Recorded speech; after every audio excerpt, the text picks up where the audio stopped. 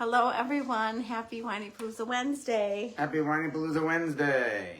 I apologize for being late. I was picking up my daughter, and it took a little longer than anticipated, and it's still going. The game is still going, and she didn't want to leave. Oh, she said they won. She said it was over. They do a fifth quarter where they let all the kids play. Oh, boy. So the fourth quarter was over, Right. and they were doing a fifth Bonus quarter. So she wanted to stay and watch. And I let her stay and watch for a little too long. And then when we left, she was like, I didn't want to leave. And I was like, if I didn't have somewhere to be with you, then I would have let her stay. Right. So they're still going strong. And they all have school in the morning, and they all need to go home and get some rest. It is the second week of school. Is that correct? It feels like we've been back to school forever. And I am pretty tired. What about you? Doing great. How are you doing with the mornings and me getting up so early? I'm adjusting. As I yawn. Yep. I would prefer to sleep later, but that's okay. Okay, well, You do what you gotta do. I'll try to be more quiet It's tomorrow. okay. You gotta get the kids to the places. You gotta help them get ready. So this topic this week is called Things Left Unsaid, and it is inspired by several things from recently. Thing number one is I read the book After I Do by Taylor Jenkins Reid, and it was so good, and it was about marriage. And if you don't know this about me, marriage is my favorite topic. I will talk to you about your marriage anytime. It is my favorite topic. And as I wrote this, you can find the blog at whinypaluza.com. As I was writing it, it was just flowing out of me, and I was having the best time. And I was like, God, do I love this topic. You do indeed, and I'm super excited for tonight's episode because when you showed me what you wrote, I said, I absolutely love this. This is like one of your top 10 ever, so I'm super excited. Well, and sometimes Seth says, it's fine. Yeah, good enough. Okay. Like, just be done. It's fine. And this time he was like, wow, I loved it. Like, I couldn't wait to show him. And so it was inspired by the book. So go read the book and feel more inspired about your marriage.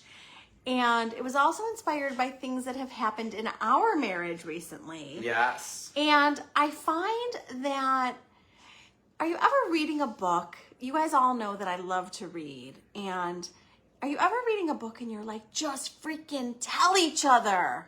And it's like, Talking to the characters. yes, we're always listening, reading them, thinking to themselves. And I get so frustrated, and I'm like, stop thinking things. Stop telling your friends, and tell your husband. Yes. That it gets so frustrating to me. But I'm the same way. I leave things left unsaid. And the biggest thing that they pointed out in this book is that when we don't say things, it builds resentment. And our resentment builds and builds and builds, but it's not our partner's fault if we're not telling them. They don't know that there's any problem. I told my friend the other day, there's her marriage and his marriage. Yes. And And somewhere between, there's the truth. And there are so many times, and I'm just using this as an example, where the husband is like, do. I think my marriage is going great. Everything is great. And the woman is like telling me everything that's wrong. And I'm like, did you tell him? Did you talk to him?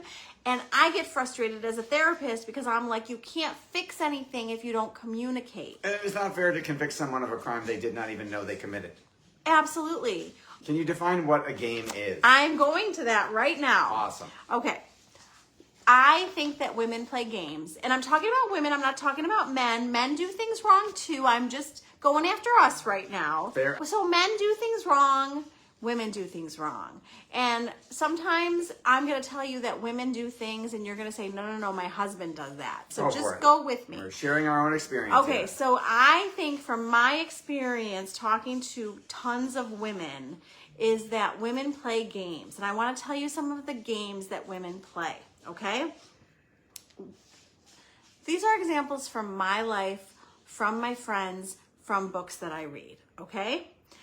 Wanting him to put his phone down and look at me, but I'm not going to tell him. I'm going to see if he does it.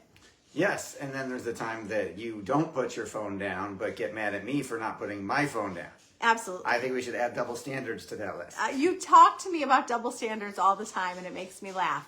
And it also makes me. Thanks. It also makes me aware of the fact that I do have double standards. Yes. Wanting him to take the garbage out, but not asking. I'm going to see if he notices, and I'm going to see if he takes it out. Or change the toilet paper, or any. Not gonna change it. I'm gonna wait till it gets to the end of the roll and see if anybody decides to put a roll up, and I'm gonna see how long we all hold out. I don't play that game. I know. Thank God. We would lose against our children. Wanting him That'd to be me. step in with Lily and handle her in the way that I want him to handle her. I'm not sure what I want, so he needs to go figure it out and make me happy. I know I how lose that one on a regular basis. I know how absurd this sounds. I wrote. Glad in the calm, rational light of day. Wanting him to drive when I don't want to drive, but You I'm never want to drive. wanting him to wait for me, wanting him to clean something up so that I don't have to, wanting him to come home from work, wanting him to handle dinner. This is all stuff that I might be thinking but not telling him. Yes, I want you to decide what I want for dinner, get all the kids to place their order it for me, and get it delivered to go pick it up. But I don't know what I want, so good luck. Yeah, exactly. He understands. 19 years of marriage. Yeah. Lots of women. Wanting him to surprise me with the perfect gift, but I'm not going to tell him what I want, and I'm going to see what he picks.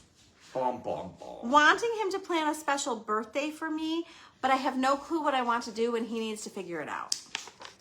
You used to do that. You've gotten much better at that. Like now you actually tell me I want lobster at this place. I want to go on a nature walk and the kids are going to go and I'm going to bring the dog and they're not going to complain and we're going to do this thing and we're going to have Paula's Donuts in the morning and coffee and this thing. And I'm like, thank God, give me a list. We will go do all of those things and make you happy. Because years ago, it used to be, I don't know what I want. Figure it out. It better special. It better be what I want. And I'm going to tell you that 9 times out of 10, I did not guess what she didn't know she wanted.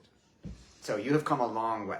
And I really appreciate that. Well, so the thing about me is that when I see, well, first of all, I'm always learning and growing and doing continuing education and etc. And working on yourself and every working day. on myself. However, I also hear women do things that I know I'm doing. And when I hear other women doing it, then it makes me more aware of the fact that I'm doing it wrong.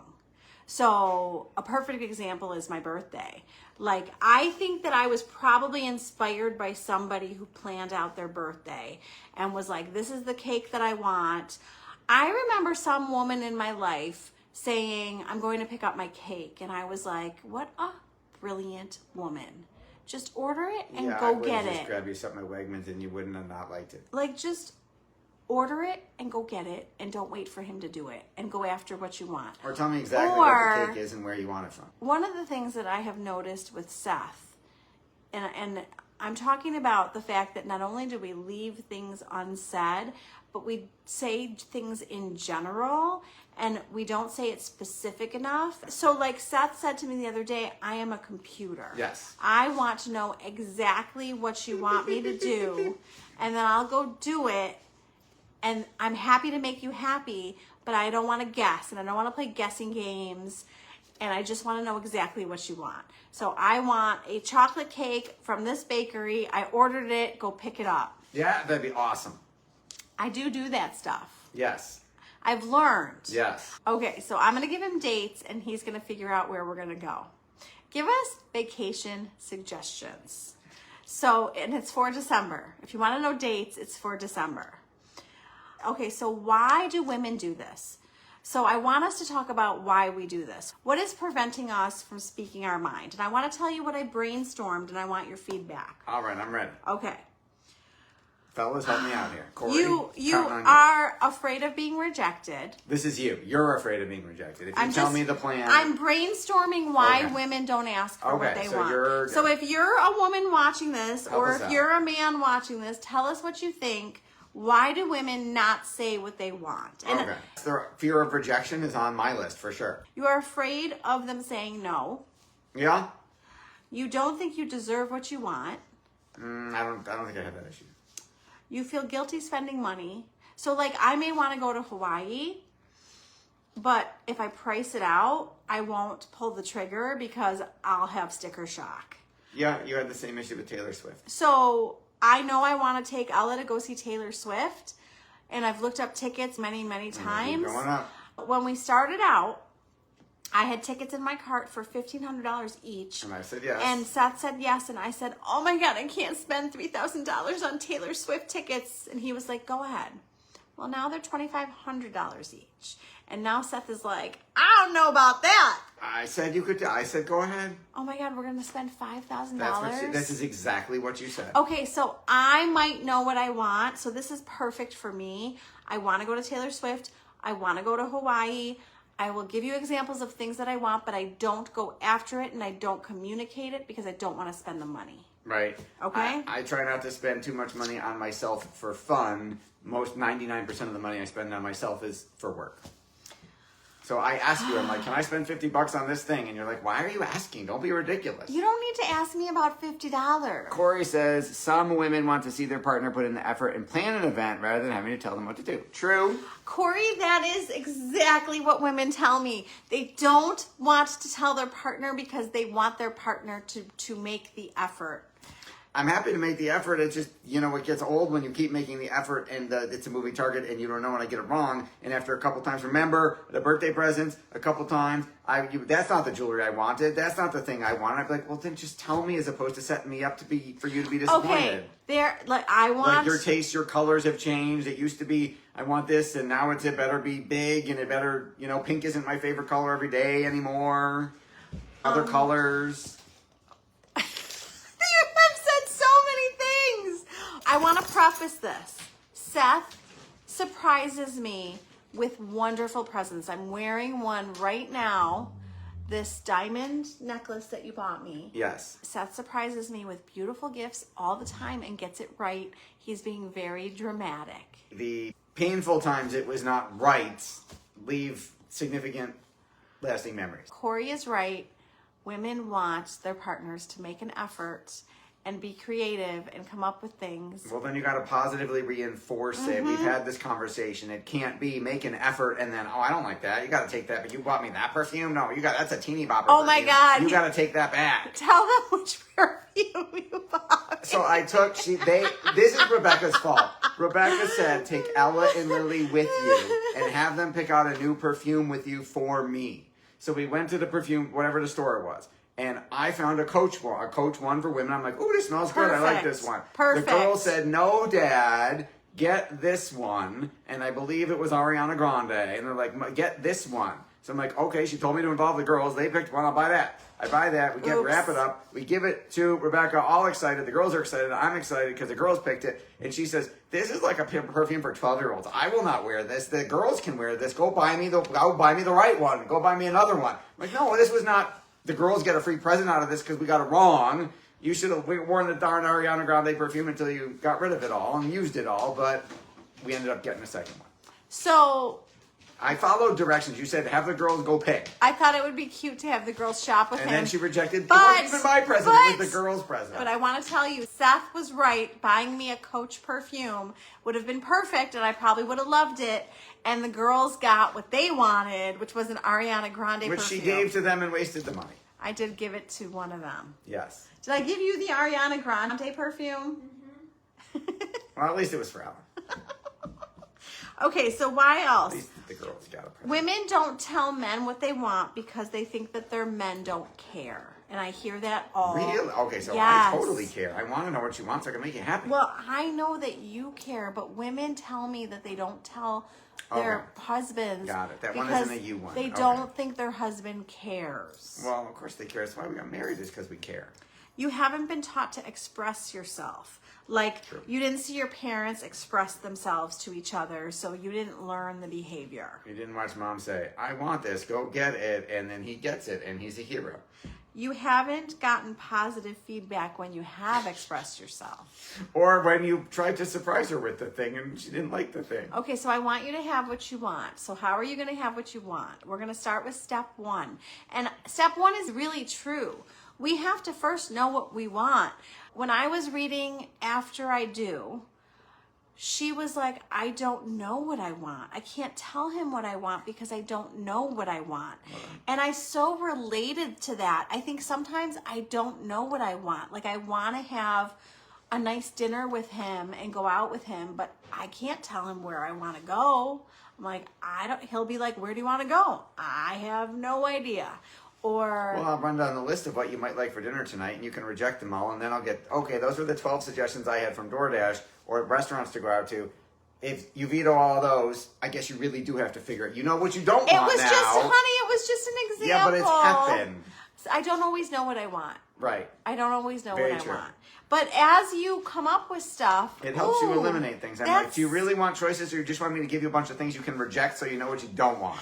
Okay, so step one is figure out what you want so that you can actually tell your partner what you want. That would be helpful. Step two, I want you to communicate it and be specific. So me saying I want a chocolate cake is not going to give me the chocolate cake that I want because I want it from a certain bakery. And I'm just giving you an example. It's got to have a certain kind of frosting. Chocolate frosting? You want a chocolate cake with chocolate frosting? Oh, I don't know. I'm making it up. I know. I don't That's really like know. I remember the one time you told me, I don't know, you weren't feeling well. You're like, go to Wegmans and get me chicken soup. And I'm standing in the soup aisle, FaceTime going, there are 327 kinds of chicken soup. What chicken soup do you want? Just chicken soup. And then finally it was like, no, go to the prepared food section and get the hot soup and bring that home. And I bring home the big tub of hot soup, and she said, there's not enough chicken in it. You didn't scoop out enough chicken, or this was the bottom and you needed to get them to bring you the fresh chicken soup. And you got that. Like, what the hell? You're trying to be funny. It's working. You're laughing. It's all true. This all happened. I'm not making this up. I totally forgot about that. Yeah, see, you forget the next day, and I will have the emotional scars forever. God, you know what? He just wants positive reinforcement. We all men. Thank you. He just wants me to tell him how wonderful he just is. Eat the damn soup and be happy. You're like, just shut up and eat it. Okay, I'm going to give you an example of how I should have been specific the other night. Are you ready for this? I'm ready. Can you please help me with Lily? Can you go tell her that she can go to the sleepover if she changes her attitude and comes down and apologizes to me and shows me that she is going to be kind to me? That is incredibly specific and very helpful, and not at all what you said, which resulted in our conflict. So I learned that's exactly what should have happened. Huge lesson the other night because I asked Seth to help me with Lily. Lily was being disrespectful, yes. and I had it with her. And I was like, like, tag, you're it. Like, this is what we do. I get tired, and I tag him in. He's like, I'm ready. What do you need? I'm ready. And I'm like, just go handle her. But I wasn't specific. Did I know what I wanted? Was I specific?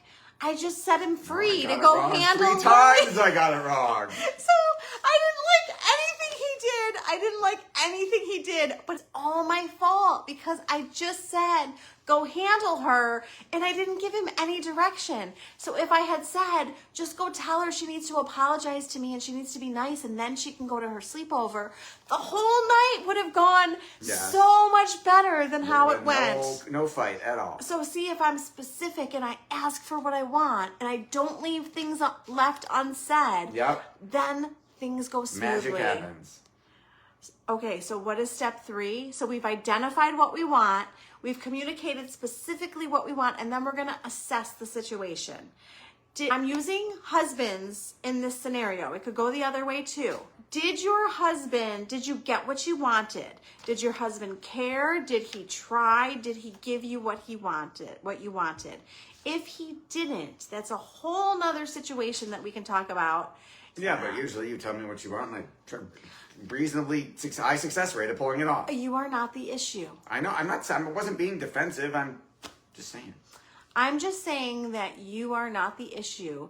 There are husbands out there where their wives don't want to ask them what they want because they don't think their husband is going to give it to them. And when they do ask for what they want, their husband might not give it to them for various reasons. And one of the reasons that I explained to my friend is, how are you asking?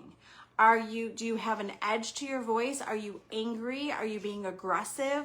How are you coming off to your husband? Because you catch more flies with honey than vinegar. Because if I come after Seth, yep, he instantly is like, whoa, whoa, whoa. Like, yes, I have told her many times that who you are being is speaking louder than the word. Like the intensity, the way you're communicating makes it so my brain just shuts off in defense mode and I cannot hear what you're actually saying. I just know alert, alert, alert, angry woman, and I have no idea what she's actually saying. I mean, if I'm angry, it's super ineffective. Yes. I'm not saying I can't be angry. I'm just saying I'm not going to get what I want from my kids or my husband when I'm angry because they're not listening to me. We shut down and just try and defend they run ourselves. Away. They're like, Mom is mad. Yep. Get away from her. Yeah. So we're going to assess the situation. And if you're not getting what you want from your husband, and I'm using this as an example because it goes both ways, then we got to get to the bottom of the puzzle of why you're not getting what you want. Exactly. I mean, it's a case-by-case basis. Yes. And this is where marital counseling is awesome. A good counselor can help you with that. So I would say you only have control over yourself. So have control over how you're asking, being specific, making it achievable. Like, don't give them this huge, ginormous thing that you want. Like, don't come up to your husband and be like, by the way, I want to go to Hawaii in December for 2 weeks. Make it happen. Is that realistic? It might be in your house. Depends on the family. I yes. will tell you that's not realistic for us. First of all, I don't want to go away for 2 weeks, and neither does he. We tend to be a 5-day type of family. And I would say I don't even know that the kids like being away for 5 days. They're like ready to come home. Right. So Travelers. I don't want to end this without talking about getting to what's underneath the ask. And I'm going to use us as an example because we have the perfect example. Okay. I would say to Seth, I want you to wait for me. I want you to drive with me to the game, and I want you to wait for me and not take off to the stands. And Seth would be like, whatever. Like, not in a bad thing, but not in a understanding way. Right? You know that, would you like an actual answer to that? As to why I might feel that way? Sure. Okay. So in the example that we're talking about, Mm-hmm. Max plays both defense and special teams, which means he is playing the first play of every game because it's a kickoff or a return. You better not miss it. Exactly. And you're dawdling with Lily, getting her ready to get picked up for cheer or whatever, and I'm like, how late are you going to get there? Like, that could be, he could accidentally get the ball and run it back for a touch, 97 yards for a touchdown, and we would have missed it. Oh my God. I mean, that's not going to happen, but still. Are hysterical. I do understand. So Like, Seth, you want to notice the other day when Lily had a game, you want to get there late to watching her cheer for the JV. I don't care if you're half an hour late. It doesn't matter because halftime is their big time anyway. So you're telling me when we went to Lily's game the other day, you didn't act the same as you act when we're going to Max's game? Completely different. You did not notice this? I was walking slow. No. You wanted to talk to your friend. I wasn't going, hurry up, we got to get them. Like, do, no problem.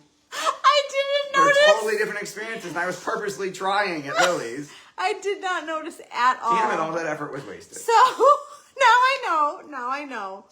But I guess he's just so intense on being there on time. And what did I tell you about it? What did I tell you is underneath the ask? Afraid you're not going to get what you want? Afraid I don't care? No. So I told Seth that when first of all, you wanted to feel, okay, you wanted to feel important. Yes, I said to Seth, I feel unimportant Yes. to you when you're 50 yards ahead of me running. And I'm way left in the dust. Okay, so you're missing another issue, which was I needed to go to the bathroom, and I wanted to dump our stuff in the stands where we were sitting and then run to the bathroom. Okay. And you were taking your sweet old time and didn't know because I didn't say anything. I wasn't going to dump the stuff on you and go, hey, carry 2 chairs and all this other stuff. I was trying to hurry up, figure out where we're sitting, dump the stuff so I could run to the bathroom and then make it back in time. So, I did not communicate. What Seth and I find is that with every single marital issue that we have, it always comes down to one of us is not communicating about something. Effectively. Or at all. That is always the issue. And as it's titled, Things Left Unsaid, if you don't tell me, I don't know. Yes, if I had told you, you wouldn't have been annoyed at me. Okay, so I want to end with, I finished the book. I can't even believe it. I wanted to finish it so that I could add anything to it. Go read, what is it called? Yeah, After I Do. We're talking about it. Okay, so lessons learned from the book. Few lessons about marriage. I told you keeping things inside makes us resentful. Not saying what we want or what we really think builds resentment. Say how you feel. Learn what you want so that you can tell your partner. Be specific. Marriage takes energy. We have to put energy into our marriage. We have to water our marriage. We have to take care of our marriage. Never give up on your marriage. That was one of my favorite lines from the book. Never give up on your marriage. And you won't be happy every day of your marriage. That is a totally unrealistic expectation. Marriage takes commitment. So you just have to commit and ride the waves. And I am immensely happy. I'm not saying I'm not happy. I'm just saying that it is a commitment. It's not perfect. And you're not going to be happy every second of your marriage. Right. So I agree. that is my topic of the week. And I loved, awesome. and I always feel like when we talk about our marriage, we make progress. I feel like I just had a amazing therapy session. And you could take almost every lesson that you just taught and apply it in the rest of your life as well. I liked this topic. I like talking about relationships. We Yes. got to do that more often. Amen. So I want to tell them that this Friday, Ella is on the podcast, my daughter, because we went to Inside Out 2. If you haven't seen it, watch it. Super therapeutic movie. Every single teenager, child should see it. It actually helped me too. Yes, I learned some stuff. So Ella loved the movie so much, so I interviewed her about it, and you're going to learn from her. You're going to like this interview. I picked my winner to my September challenge. And if you come to the Whinypaluza Mom Group on Facebook, it's a free supportive community for moms, and you don't have to be a mom to join. You can still get support even if you're not a mom. And I love it, and I enjoy it, and come find us and bring a friend. Please like, rate, review, share, and subscribe so that the algorithms of the social media platforms will share this with more awesome people just like you. And make sure you go to whinypaluza.com, click the link tree. You will find links to all of Rebecca's resources, including her incredibly popular and growing every single day, 3 times a week email newsletter that is crushing it. Like dozens and dozens of moms are signing up every single day. So go check that out. It is totally free. Even though you sent it out with a typo today. You gave it to me with a typo. No, that was you. You added a line at the bottom. Okay, I apologize everybody who saw the email newsletter and I added a line or a space or I did some terrible thing. And I hope you all don't unsubscribe because of me. Please don't unsubscribe if you see a typo. It did not affect the content at all. The quality was still awesome. Oh my God, when I see a typo, I'm like, oh, it hurts me when I see a typo. You take things way too seriously. I definitely, the woman that I interviewed for my podcast, she was saying today. She knew there was a typo. She said that we take ourselves too seriously. We need to have more humor. And I was like, oh my God, I totally take everything too seriously. In general, yeah. In general, in life. This has been a fun topic. Yes. I hope you enjoyed it as much as we did. Go subscribe to the newsletter and go through the archives so you can see my typo and see if you even spot the difference. I want you to go subscribe and find Seth's typo and report back to me. Oh my God. Okay, I will see you all next week. And if you have a topic request or a guest request, send them in. Let me know. Thanks, everyone. Have a good great week. Thank you for tuning in to the Whinypaluza podcast. If you like what you heard, please be sure to subscribe so you never miss an episode. While you are there, leave a review. I love to hear your feedback. Thank you so much for listening. Until next time. This show has been produced by Market Domination, LLC. To discover how you can have your own show completely done for you and turn it into a real published book and become the authority in your marketplace, go to www.marketdominationllc.com/podcast offer. 49 faces looked to him in triumph. Over the last 12 months, they had each taken turns and promoted his business for a week at a time, driving over $987,342 in revenue. What if you had a network of 50 centers of influence who promoted your business every week for a year? Grab your copy of the #1 Amazon best-selling book, The Ultimate Guide to Growing Your Business with a Podcast, at 33% off the Amazon price by going to ultimatepodcastbook.com. Again, that website for 33% off the Amazon price is ultimatepodcastbook.com.